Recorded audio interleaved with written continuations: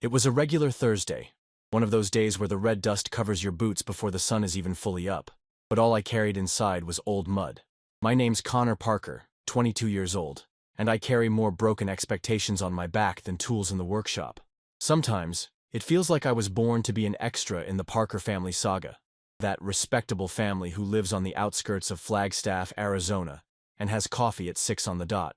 My brother Jeremy was always the house hero, while I became the closet kid, the secret polished with silence and looks that cut through me like closed doors. Subscribe to the channel and hit like to get access to more stories like this. I work by fixing the lives of silent machines and repairing the lives of quiet humans. Tractors, harvesters, implements my parents swore would sustain generations, but that only served to sharpen resentments. There was never a scandal in the family, just cold gestures. Every time my parents made decisions about parties, investments, or even when to replace the farm fence, I was ignored, as if my presence was nothing more than an old peeling painting on the wall. I wasn't kicked out of the house when I came out. My sentence was progressive forgetting, the disappearance of a good morning, the subtle exclusion from important conversations. But between the weight of my own steps and the metallic sound of engines, there was a true refuge. Howard, my grandpa, a former lawyer with a deep voice, almost 78 years old, and a gaze that never dropped. He was the one who made time to ask how my heart was doing, and taught me the value of keeping my head up, no matter the storm. Howard used to say it takes patience to be yourself in a world dirty with masks. And then there was Baxter, the golden retriever he made me adopt. Loyal, playful, my companion for everything. A breath of joy in a daily routine loaded with truncated memories. If you've ever felt the bitter taste of fighting for your own place in a family where love has an expiration date, stick with me. This story will show you how a rejected heart can be reborn from the ashes, and that not all justice is found in a courtroom. Dawn on the Parker farm doesn't ask for permission. Just before 5, the faint light breaks the horizon, drawing the dusty silhouettes of fences, the pine trees watching in silence. The smell of wet earth mixes with the metallic odor of grease, invading the cramped workshop with its old wooden benches, the toolboxes rattling among screws and memories. Howard's old radio hisses country music in the background, keeping company with the birds and the brief bark of Baxter, who wakes up even before the sun. What you hear here is just the beginning. The complete, unfiltered stories with all the details you can imagine are available now. Check the link in the description right now. I run my fingers over the teeth of a gear, cleaning off oil residue as I think about the day's tasks. The ritual repeats. Feed Baxter. Breathe cold air as I go out for a walk along the pine trail. Listen to the crickets say goodbye to the night. Then, the heavy work begins. I take apart machines, clean parts full of mud, callus my hands, get my face dirty until my shirt is almost black with sweat. People stop to say hi. Few really listen. Everyone prefers to talk about the good son Jeremy. The workshop walls breathe my loneliness, muffling any desire to scream. Howard usually shows up around mid-morning, always in a denim cap, ready with advice. He carries the smell of light tobacco and justice. No one doubts that a legal giant once sat here, even though no one in the family likes to remember it. The best moments are with him and Baxter. We play frisbee in the yard, laugh at the dog's antics, listen to stories from other times, when being who you were didn't cost you a friendship or a hug. Lunch is rushed, a cold sandwich and reheated coffee, the scorching sun beating on the kitchen windows. In the afternoon, the work drags on. I fix fences, reinforce sheds. Sometimes I help neighbors, but never invited, always doing a favor. My parents, Denise and Frank, are too busy with bills and tradition to notice the boy who refuses to die inside. In rare moments, peace finds me. A quick shower, a piece of pie left by my grandpa, Baxter curled up on the rug. At night, the shadows grow inside and outside the house. I sit on the front porch, listening to the cold wind sweep through the tall weeds and the memories of a less painful childhood. The emptiness of the absence of affection weighs more heavily in the dark. But there, in the beam of a flickering lamp, next to the only dog that doesn't judge me, I think. I resist one day at a time. Everything changed one morning without the promise of anything good. I was tinkering with a toolbox, distracted, when I heard a truck engine tearing up the gravel driveway. The dust rose, hiding the color of the sky. I thought it was Jeremy coming back from shopping, but I saw an unfamiliar face get out of the grimy F-150. Dylan Carter, 23 years old, a raspy voice and hands marked with calluses from someone who works with wood, not the fields. He carried a worn-out backpack, and the tranquility of someone who's suffered more than he's told himself. He asked for directions to the neighbor's place, said he was hired to restore their barn, but got lost on the way. Dead phone battery, dead GPS. I saw the tiredness in his eyes, but also an unhurried kindness. Before I could answer, Baxter ran to him, wagging his tail as if he recognized someone with a clean soul. "What a beautiful dog," he said, bending down to scratch Baxter behind the ear, smiling as if they were old friends. "It's been a while since I saw a golden that big." My instinct was to be suspicious. I answered dryly, pointed the way, but there was something in his tone that made me hesitate. Dylan noticed my bitterness and brought up the old tractor parked next to the workshop. He asked if I knew how to fix it. "More than I should," I replied, unable to hide my wounded pride. We stood there, watching each other, testing the waters. He, open, curious; me, resistant, wearing the armor of someone who has suffered with strangers and family alike. Our worlds were so different, his of roads and planks, mine of rust and silence. But for some reason, Baxter took a liking to him for free. And there, between petting the dog and questions about the weather, for the first time in years, someone actually looked at me, not as the forgotten son, but as a real man. Dylan quickly realized that my workshop was an extension of who I was. Organized but suffocated, every tool in its place, paths mined with memories. I offered to help him with his truck's clutch problem. He accepted, and we crouched side by side under the hood, swapping ideas about engines, wood, and screw-ups. Grease spread on our hands, Baxter lying next to us, watching with attentive eyes. Between questions about torque and bolts, Dylan confided his adventures as a traveling carpenter. He never stayed in one place, claiming that each job was a new version of himself. I joked about my life being parked between the farm, the workshop, and an invisible family. He laughed, a genuine laugh that caught me off guard. It was good to hear an authentic reaction. It's funny how just a little conversation can make the weight of the day feel less heavy. As we worked on the truck, the conversation became easier. We talked about old bands, a taste for craft beer, dogs that marked our childhoods. Finishing the job, I suggested an impromptu dinner. Grilled hamburger meat, corn roasted over the fire, even with stale bread. Dylan helped set the table. Not a table, but 2 crates and an old tablecloth. The chat flowed freely. Laughter came spontaneously, and the night fell over us gently, like a warm blanket. Baxter stayed by our side, watching attentively, as if he sensed that our tone was different, lighter than usual in the house. When it was time to say goodbye, Dylan thanked me, suggested sleeping in his truck, and I, not knowing what to say, just agreed. It was as if a frightening seed, the desire to belong even to a stranger, had sprouted under my skin, going against all the fears I carried. The next day, I woke up with an ache in my chest, as if I were waiting for the inevitable return of the storm. Dylan was already outside, drinking black coffee from a cracked glass, watching the sunrise. I sat next to him, reluctantly, but he seemed to understand the space needed between words. I noticed a sadness in his eyes, the kind you get from carrying a heavy cross. I risked asking about his travels, but he dodged it, talking about a distant brother. I saw myself reflected in the comment. Family that hurts. The courage to go on alone. The silence brought us closer than any conversation could.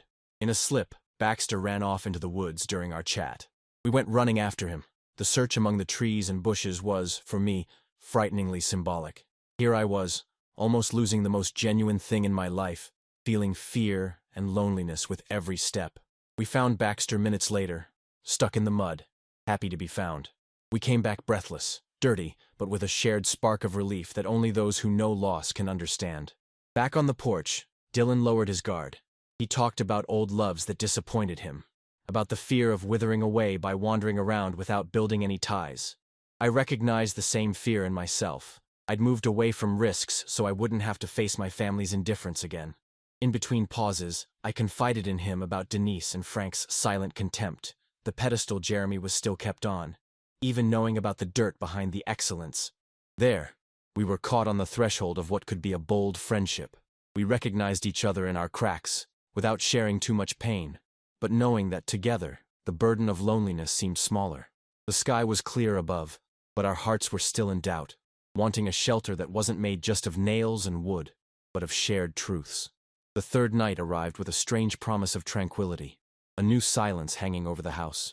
I was in the workshop, gathering tools, when Baxter ran inside, jumping between my legs and then instinctively darting to the porch. The wind carried the smell of fresh brush, and for a moment, the farm seemed suspended outside of time. Howard appeared in his usual way, a calm step, few words, a bag of free-range chicken in his arms. The invitation was simple. Come eat with me, boys. This world is in too much of a hurry. We accepted, of course. I was almost looking for an excuse to prolong Dylan's company, and he accepted with the naturalness of someone who, finally, doesn't want to hide. The three of us sat at the table, the yellow kitchen light drawing soft shadows on the peeling walls. Howard started telling courtroom stories of big and small cases, but now he talked more about people than laws. Between bites, he tried to get confessions out of us. I talked about my youthful screw-ups. Dylan talked about missing his family, about the absence disguised as independence. There were heavy secrets in the unspoken words, and Baxter seemed to feel it. Every time our voices trembled, he would climb onto the lap of whoever was quietest. In the height of the conversation, Howard observed, "What's just isn't always what the family does. It's what the soul asks for." Hearing that was like feeling the hug that never came from my parents. I looked at Dylan. His eyes lingered on mine, as if searching for signs of what I was feeling. The atmosphere filled with warmth, cradled by the smell of chicken, the creaking of the window, the desire to look without fear. Howard said his goodbyes first, collecting the plates and going to his room, leaving the house to just us. I stood up, half flustered, half drawn to that unique moment. What was supposed to be a goodbye turned into an invitation. "Let's walk outside," I suggested, gesturing to the pine trail lit by stars. Dylan agreed without words, as if he knew something needed to happen there. We walked together, slow steps through the woods, each wet leaf marking the path. The air was warmer than ever, and the absence of noise.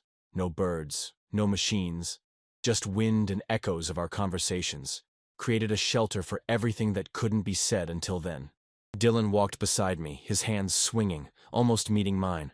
I felt my skin tingle when our arms brushed, an almost imperceptible touch, but full of electricity. We smiled into the void, each trying to hide our own nervousness. The silence between the words was as intimate as any hug I had ever wanted to receive. We stopped near the old tool shed, the light from the flashlight casting shadows on the wooden planks. Up close, the smell of the earth was new, different from all the mornings. It had promise, escape, and longing. I faced Dylan, feeling my heart pound in my chest, his breathing quick, full of expectation. He didn't say anything, and he didn't need to. The look said it all. We had never been so close to showing who we really were. And yet, the fear of rejection inside me tried to push me away. But feeling his touch on the back of my hand, a part of me understood that there, in front of someone as broken as me, not even the past could be bigger than the desire. The desire to be accepted, to touch, to belong. The deepening night hugged the pine trees when we went into the shed together. The dirt floor crunched under our steps, the old wood drawing curious shapes under the trembling flashlight beam. We stood side by side, so close that any movement could tell a whole story. The air became heavier when I stopped in front of him, both of our breaths mixing fear and desire. Dylan came closer, silently, until his face touched my neck. The shock of the contact was like plunging into warm water after a freezing January.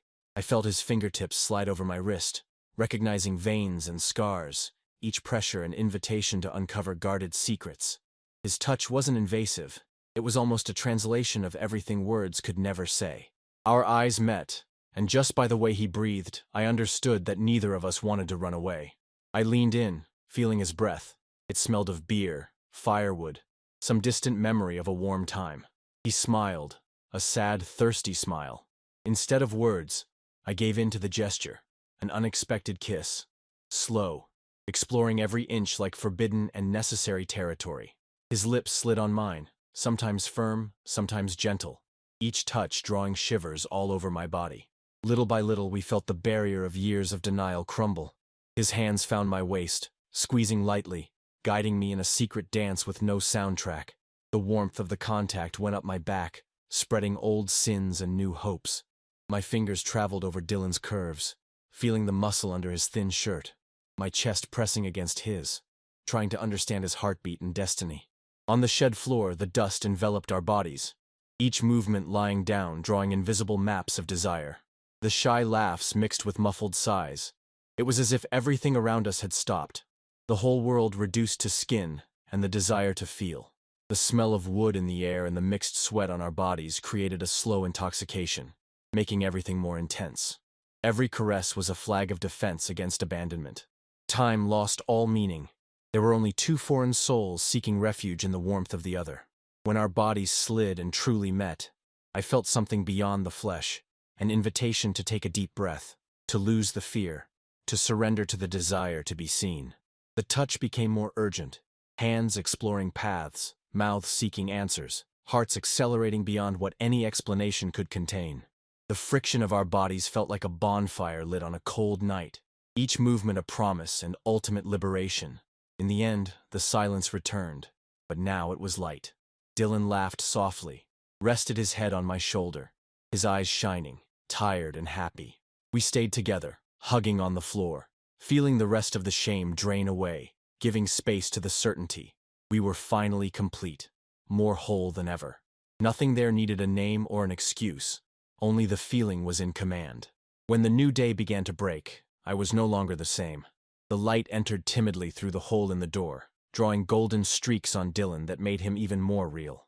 Baxter came to find us, jumping happily, as if he knew our secret was just a new kind of freedom. Hugging Dylan, I felt an unprecedented peace, almost impossible to explain. The previous night's encounter had left marks inside. There was no more shame, just lightness and a desire to move forward. I looked to the side and saw that, even after everything I had been through, the rejection, the fear of not being accepted, the silent prejudice, now I no longer had to hide. Dylan, all disheveled and smiling, started a conversation about dreams, about looking for someone who didn't ask for anything, just presence and truth. We talked, right there, about life before and after that moment. He said he had never allowed himself to feel that way, always trapped in the fear of disappointing those who expected someone different from him. I told him about the years of non-existence inside my own house, the times I tried to beg for affection from my parents and brother, only to be pushed deeper into abandonment. A comfortable silence settled in. Nothing required a rush. Dylan talked about hope. I responded with half-stories, and Baxter circled around, as if he were watching over everything to make sure that, this time, there would be no more pain. I felt a change inside. My heart, always cornered, now took a deep breath, unafraid to expose itself. After an improvised coffee, Dylan looked into my eyes and said, "This doesn't have to be just a memory, you know?" I smiled, unable to control my emotion. I had never heard anyone tell me that I deserved to continue. It was there, in the simplicity of those minutes, that I understood that the truth can be better than silence. That love, even born from chance, is capable of rebuilding everything that was destroyed. As we washed our faces and tidied up what was left of the night, I realized the weight of the years dissolved in the hope of the now. I felt the ground under my feet, but it was like I was floating, light, free from the judgment of others and the fear of being who I am. It was a rebirth, a courageous rupture. From that moment on, there was no more room for shadows, only for a new beginning. The next morning came dry, the wind sweeping the leaves in the yard. I opened my eyes before Dylan and watched the way he slept, his face serene, almost childlike when seen in the soft morning light. Baxter was already running in the woods, sniffing out new things, as if the world had restarted out there, along with our hearts. I didn't want that moment to end, but like everything on the Parker farm, it was only a matter of time before routine reclaimed its place. Dylan woke up smiling, all disheveled, and before any words, we exchanged a long look, just ours, full of understanding. We made a silent coffee, sharing a piece of bread, while outside the chickens scratched around unconcerned. Howard came in quietly, noticed the atmosphere, and with a subtle gesture, brought up the subject of repairs, as if protecting bigger secrets. There were no questions in those gestures, just silent acceptance. But it was impossible to pretend that this wasn't a pause. Dylan needed to go on. The job at the neighbor's barn, his life on the road, a whole collection of tasks and choices. I sat with him on the porch step, feeling that moment stretch like an elastic band about to snap. "My path is a one-way street, but I want to come back," he said, his voice low, full of unspoken promises. I tried to joke, hiding the pang of sadness, but inside me, a mix of anticipated nostalgia and a new hope. An invisible thread held the possibility of us to the future. We packed his bags together, gathering a few clothes, some tools, and the remnants of his smell that had seeped into the wood of the house. Each object felt like a little goodbye. Before getting in the truck, Dylan hugged me tight, his whole body saying what his mouth didn't dare. I felt my chest tighten, but also a dormant spark reignite. No one had ever looked at me that way, not even in silent old romances from my youth. "Keep in touch," he asked, holding my face in his hands. "You have my number, and if you need me, I'll stop the world to come back." I smiled and squeezed my eyes shut, fighting not to cry. I felt that, here, it was a beginning, and not an end. I watched the truck disappear down the dirt road, the wheels kicking up dust, as if each grain suspended a part of what I had felt. I stood by the gate, my hand petting Baxter, until Dylan was out of sight. The place seemed empty only on the surface. Inside, something was already different. The farm no longer held me captive. Now it was home, a soil renewed by the event of an unexpected love. I went into the house, finding Howard looking at old photos on the table. I sat next to him and listened to his heavy silence. He looked at me, smiling on the side, and finally, he spoke. "The world can hurt, Connor, but every heart deserves rest. You deserve to live without fear." I took a deep breath, felt my soul untie an old knot. For the first time, I didn't see pity in my grandpa's eyes. I saw pride. I wanted to call Dylan that very minute, to hug Baxter tight until my chest felt relieved, to run to the orchard and scream into the wind that yes, I was worthy of everything I felt. I went back to work slowly, taking care of the chores with the feeling of finally being in my own body. There was no more rush. All that lingered was the certainty. One cycle had ended, but the road of life was just beginning. And, for the first time in a long time, I was ready to walk, whether alone or beside someone who wanted to stay. After Dylan left, I stayed on the porch for a long time, watching the shadows change place as the day went on. Inside me, the old pains still hammered away, but now, along with them, lived a new courage. All the rejection, the silences marked by my family, seemed smaller in the face of what I had experienced. I realized there, while Baxter slept at my feet and Howard tidied up papers in his office, that I had crossed an invisible line. I was no longer a spectator of my own life. For the first time, I was the protagonist, not only of what I felt, but of what I dared to live. Those hours next to Dylan were much more than an intimate moment. They were a choice, to finally accept that I wasn't inferior, dirty, or maladjusted for loving the way I do. They were deep marks, open wounds, but, along with them, a huge desire for justice began to form a crust. I remembered Howard's words from the night before. "What's just isn't what the family does, it's what the soul asks for." My soul was asking for reparation, not just for me, but for so many others who have suffered in silence amid twisted stories of family rejection. Days later, going through abandoned papers in my grandpa's office, I discovered a copy of the will. My name was right there, lines and lines of recognition, not only in affection, but in trust for a future. Howard always saw who I really was, while my parents were busy denying my existence. That gesture became a silent rebellion against prejudice.